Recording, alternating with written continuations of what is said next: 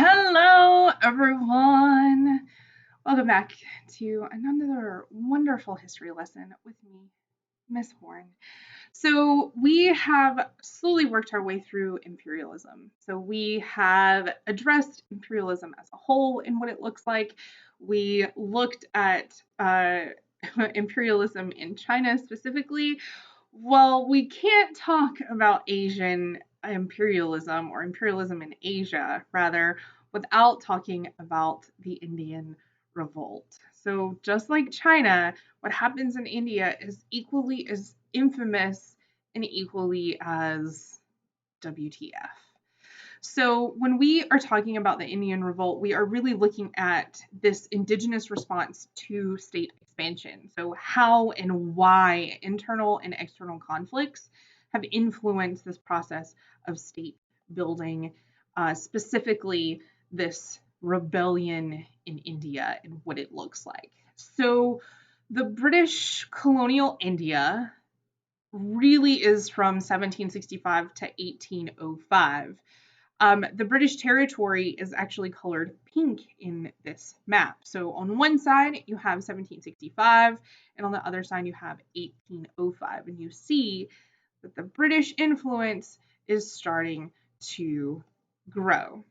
So just a quick review for those of you who may not remember, because it's been a minute since we talked about India specifically. So India was a huge rural society with millions of poor peasants, and a large minority of them were Muslims, specifically Muslim Mughals. All right, so these emperors, which ruled much of India, but they had lost most of their power by the 1800s. So by this point, most Indians were actually Hindus, and they were divided into a caste system.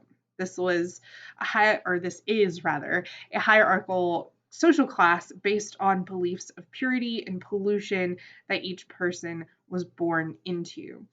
The Brahmin caste was actually the highest one. This was for priests and teachers, if you remember back to us talking about that. And that very bottom caste, that outcast or the untouchables, were the people who were seen as being dirty.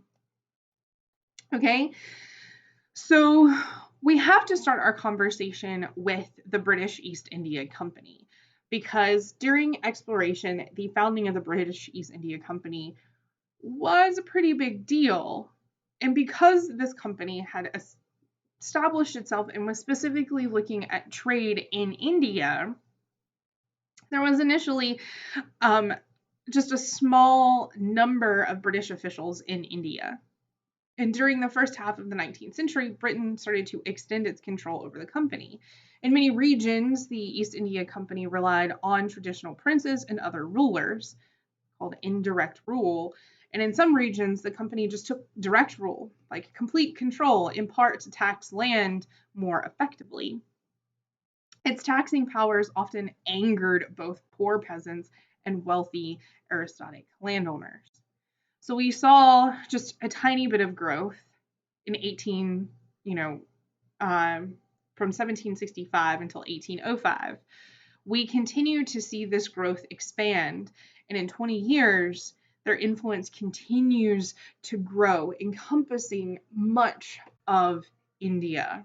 Remember, British territory is colored in pink in these maps. So, sepoys were Indian soldiers serving in the British East India Company's armies. And by the 1850s, there were nearly 300,000 sepoys serving in the company's army. So sepoys were infantrymen, and madras were the cavalry of the British India armies. So in 1857, there were rumors spread that the new rifle cartridges were actually greased with cow and pig fat. This is where you get bite the bullet from, because they had to bite the bullet and put it in, because it had to be lubricated and greased as to not cause a spark and explode, right? Gunpowder, that's how this works. So if this rumor were true, it would violate religious beliefs in both Muslim and Hindu rules. And you can imagine how if your religion is being violated, you're pretty angry. You're going to get pretty angry. And well, that's what happened. On May 10th, 1857, some sepoys violently rebelled. They killed English residents in Meerut in northern India. They then marched to Delhi to appeal to the last Mughal emperor to lead them. And this was the start of the Sepoy Rebellion. Bahadur Shah, excuse me, the second was the last Mughal emperor, and he died in a British prison in Burma in 1862. Wah, wah, wah. So we are going to look at this image in class. So I'm going to skip forward. So I want you to note that in this map, the green states were the rule states, and they remained neutral. And the lighter blue sided with the British, and the rebels were active in various ways in the darker, or the black, or the darker blue and tan states. So you can tell that does start to grow. So the Sepoy rebellion spread to many separate parts of northern India. The Sepoys and the British both committed terrible atrocities. Certain incidents in which British women and children were slaughtered aroused enormous outrage in England in particular. In addition to soldiers, members of the rebellion included some Indian nobility, rural landowners, and peasants. Yet many Indians actually ended up siding with the British, and not all regions in India took part in the uprising. The uprising was able to be fully suppressed by the British by the middle of 1858. The result of this rebellion was Britain took over the East India Company's colonies. Oh yeah.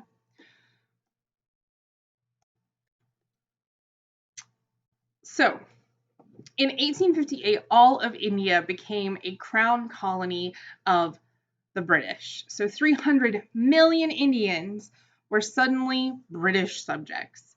In 1877, Queen Victoria was recognized as Empress of India.